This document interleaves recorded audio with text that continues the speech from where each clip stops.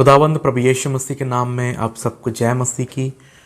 मैं परमेश्वर का धन्यवाद करता हूं कि उसने एक और समय हमें दिया है कि हम परमेश्वर के वचन से कुछ बातों को समझ और सीख सके। मैं विश्वास करता हूं कि आज का ये वचन आप सभी के लिए आशीष का कारण होगा।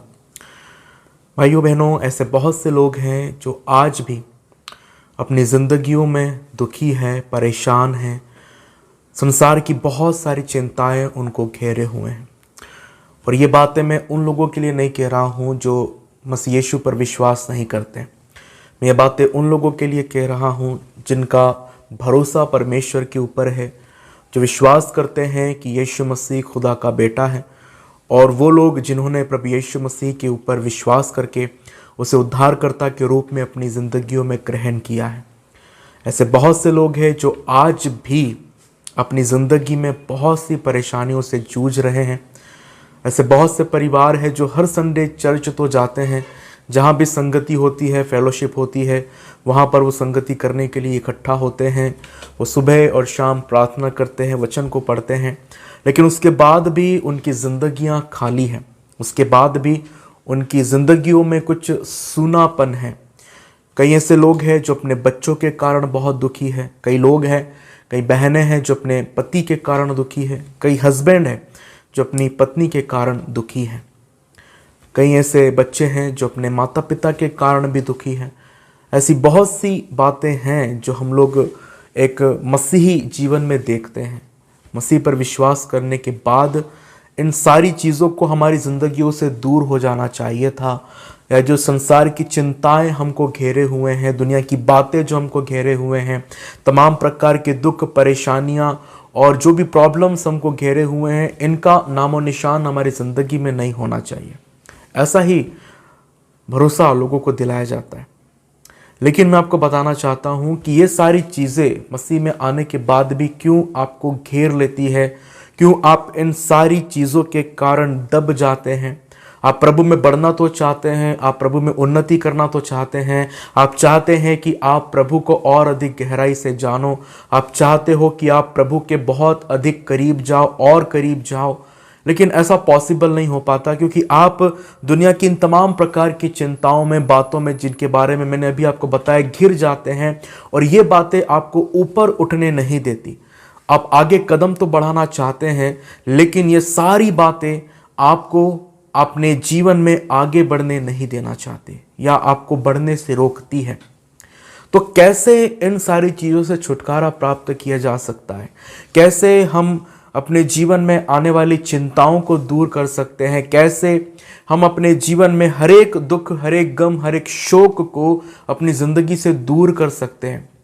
और इसे हमें जानना बहुत ज़रूरी है, क्योंकि भाइयों बहनों, प्रभु का आना बहुत निकट है। प्रभु कभी भी किसी भी घड़ी आ सकता है, और इससे पहले कि वो इस दुनिया में आए, हमें चाहिए कि हम तैयार हो उसके आगमन के लिए, उसके साथ जाने के लिए हम अपने आप को तैयार कर सकें।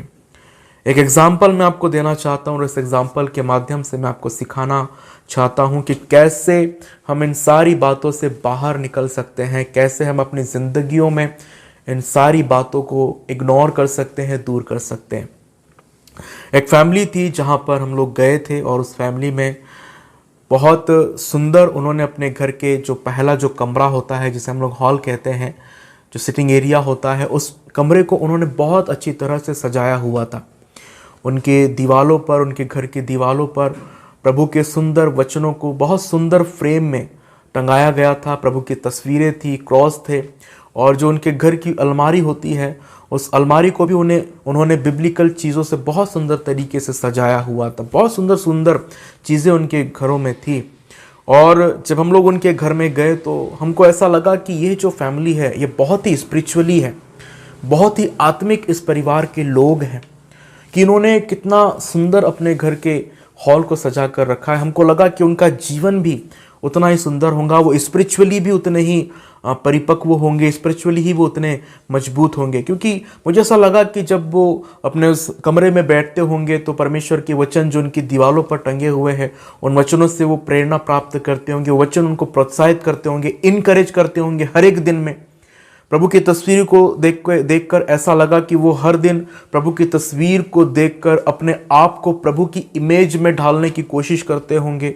उस क्रॉस को देखकर जो उनके घर में रखे हुए थे, मुझे ऐसा लगा कि हर दिन उस क्रॉस पर टंगे हुए प्रभु यीशु मसीह को देखकर वो सोचते होंगे कि प्रभु ने मेरे पापों के लिए कितना बड़ा बलिदान दिया। और इन सारी बातों को सोचकर विचार करके उनकी जो स्पिरिचुअली लाइफ होगी वो बहुत ही सराहनीय होगी, बहुत ही एकदम बहुत ही दृढ़ होंगे वो प्रभु में। मुझे ऐसा लगा, अंदर से ये फीलिंग आई। लेकिन जब उस सिस्टर ने, जो उस घर की बहन थी, जब उस बहन ने धीरे धीरे करके जब अपने परिवार की समस्याओं को बताना शुरू किया, धीरे धीरे जब उन्होंने अपने घर की प्रॉब्लम्स को बताना शुरू किया, तब मुझे एहसास हुआ कि ये जो परिवार है ये कितना प्रभु से दूर है। वो बहन अपने आंसुओं के साथ अपने पति के बारे में, अपने बच्चे के बारे में एक एक बात को बताती जा रही थी कि उनका पति जो है नौकरी में है, गवर्नमेंट सर्वेंट है, लेकिन उसके बाद भी उनके घर में पैसा नहीं टिकता है, आर्थिक समस्याओं का सामना उन्हें करना पड़ता है। उनका जो हस्बैंड है वो घर में बिल्कुल पैसा नहीं देता है, सारा जो पैसा है वो शराब में और नशे में उड़ा देता है। घर की तरफ जरा भी ध्यान नहीं देता, पत्नी की तरफ ध्यान नहीं देता, बच्चे की तरफ ध्यान नहीं देता। वैसे उनका बेटा भी जो है वो प्रभु से बहुत दूर है। कहने को तो वो एक क्रिश्चियन फैमिली थी, लेकिन वो जो परिवार था वो प्रभु से बहुत दूर था। उनका बेटा भी सुबह 11-12 बजे तक उठेंगे, 1:30-2 बजे तक उठेंगे दोपहर में, और रात को कब आएंगे, आने का घर पे कोई ठिकाना नहीं, है ना। ऐसी परिस्थिति उस घर की थी, और वो बहन आंसुओं के साथ अपने जीवन की समस्याओं को बताते जा रही थी कि मेरे परिवार में ऐसा, मेरे परिवार में वैसा है, मैं बहुत दुखी हूँ, मैं बहुत टूटी हुई हूँ, मेरा पति मेरे साथ नहीं, मेरा बच्चा मेरी नहीं सुनता। मैं जब अपने घराने को देखती हूँ तो मुझे ऐसा लगता है कि मैं अब क्या करूँ। इस प्रकार से उनका दिल टूटा हुआ था अंदर ही अंदर। और मैं विश्वास करता हूं भाइयों बहनों कि ऐसी ही सिचुएशन आज बहुत से मसीह परिवारों की होगी, ऐसी ही परिस्थितियां कि उनके घर में बिब्लिकल बहुत सारी चीजें होगी, प्रभु की तस्वीरें होगी, प्रभु का क्रॉस उनके घर में होगा, प्रभु के वचन उनके घर में, उनके दीवारों पर सुंदर फ्रेम में टंगे हुए होंगे। लेकिन ऐसे बहुत से परिवार हैं कि जिनके जिंदगियां इन सब के होने के बावजूद भी खाली है। उनके घर में तो प्रभु यीशु मसीह के नाम की सारी चीजें थी, लेकिन उनका जो आंतरिक जीवन था, जो उनका दिल, उनका जो जीवन था, वो पूरी तरह से खाली था, सूना था, बिखरा हुआ था। घर में सब चीजें सेट थी, सब चीजें अपनी जगह पर सुव्यवस्थित रखी हुई थी, लेकिन उनकी जो जिंदगी थी वो बिखरी हुई थी। क्या ऐसी ही सिचुएशन आप लोगों की भी है? क्या ऐसी ही परिस्थितियां आप भी अपने जीवन में, अपने परिवार में फेस कर रहे हैं? क्या ऐसे ही कुछ हालातों का सामना आप अपनी जिंदगी में कर रहे हैं? क्या आप भी अपने पति के कारण दुखी है कि आपका जो पति है वो आपके परिवार पर, आप पर ध्यान नहीं दे रहा? क्या आप भी इस वजह से दुखी है कि आपका बच्चा जो है वो संसार में खो गया है, संसार की बातों में पूरी तरह से भटक गया है, उसके घर पे आने का ठिकाना नहीं है, कोई काम का ठिकाना नहीं, पढ़ाई लिखाई का कोई ठिकाना नहीं? क्या आपके परिवार में भी ऐसी सिचुएशन है? मैं आपको बताना चाहता हूं कि कमी कहां पर है। उस फैमिली में कमी थी कि उन्होंने उन सारी चीजों को, जो भी प्रभु यीशु मसीह के वचन से, प्रभु से रिलेटेड थी, उन्होंने उन सब को अपने घर की दीवारों पर सजाया था, अपने घर की अलमारी में सजाया था, लेकिन कभी उन्होंने प्रभु को अपने दिल में जगह नहीं दी। वचन कहता है कि हमारा परमेश्वर शांति का दाता है। प्रभु ने हमसे प्रतिज्ञा की है कि मैं अपनी शांति तुम्हें दिए जाता हूं। वो शांति जो संसार देता मैं तुम्हें नहीं देता, लेकिन अपनी शांति तुम्हें देता हूं। वो शांति जो समझ से परे है, वो शांति जो हमारी जीवन की हरेक परिस्थितियों में हमें सहानुभूति और सांत्वना प्रदान करती है, हमारे मन को शांत करती है, वो शांति प्रभु ने पहले से हमको देकर रखी है। लेकिन कमी यहां पर है कि हमने उसे अभी तक एक्सेप्ट नहीं किया, अभी तक वो हमारे दिल के बाहर ही है। कमी यहां पर है कि हमने प्रभु के वचनों को सिर्फ दीवालों तक ही सीमित रखा है। उस वचन को हमने कभी अपनी जिंदगियों में अहमियत नहीं दी। दीवाल में टंगा हुआ था कि प्रभु में सदा आनंदित रहो, लेकिन उसके बाद भी वो बहन बैठकर रो रही थी, आंसुओं को बहा रही थी। क्यों? क्योंकि उन्होंने प्रभु के आनंद को अपनी जिंदगी में जगह नहीं दी थी। वो उस दीवाल तक ही सीमित था। धन्य वचन दीवाल पे टंगे हुए थे, लेकिन उन धन्य वचनों का एक अंश भी उनके जिंदगी में देखने को नहीं मिला। कमी यहां पर है। आप में से ऐसे बहुत से परिवार हैं जो अपने घर में परमेश्वर के वचन को टंगा कर रखते होंगे और दिखने में बहुत सुंदर लगते हैं, और अपने घर की शोभा को बढ़ाने के लिए लोग ऐसा ही करते हैं। लेकिन वो सिर्फ अपने घर की शोभा को बढ़ाने के लिए ऐसा करते हैं, अपने मन की शोभा को बढ़ाने के लिए वो अपने मन में, अपने दिल, अपनी जिंदगियों में उस वचन को जगह नहीं देते हैं। प्रभु की तस्वीर तो उनके घर में टंगी रहेगी, लेकिन उस तस्वीर को कभी वो अपनी जिंदगी में, अपने जीवन में नहीं उतारते। कभी उस इमेज को देखकर वो कोशिश नहीं करते कि मैं भी अपने आप को प्रभु के जैसा बनाऊं कि जैसा प्रभु था। पौलुस कहता है कि तुम्हारा स्वभाव, कि जैसा मसीह यीशु का स्वभाव था वैसा तुम्हारा ही स्वभाव बने। लेकिन वो स्वभाव उस तस्वीर को देखने के बाद भी हमारी जिंदगी में नहीं आता। प्रभु मन में दीन था, नम्र था, वो गाली सुन के गाली नहीं देता था, वो किसी को धमकी नहीं देता था। पतरस की पत्री में हमें इस बात को देखने को मिलता है, जहां पर बाइबल हमें प्रभु यीशु मसीह के कैरेक्टर, उसके चरित्र के बारे में बताती है कि वो अपमान की बातें सुन लेता था, निंदा को सुन लेता था, लेकिन कभी पलटकर जवाब नहीं देता था। उसने नाना प्रकार की अवहेलनाओं को सुना, उसने निंदाओं को सुना, उसने तमाम प्रकार की कड़वे वचनों को, कड़वी बातों को अपनी जिंदगियों में सुना, लेकिन कभी उसने उसका पलटकर जवाब नहीं दिया, क्योंकि वो स्वभाव उसके अंदर था।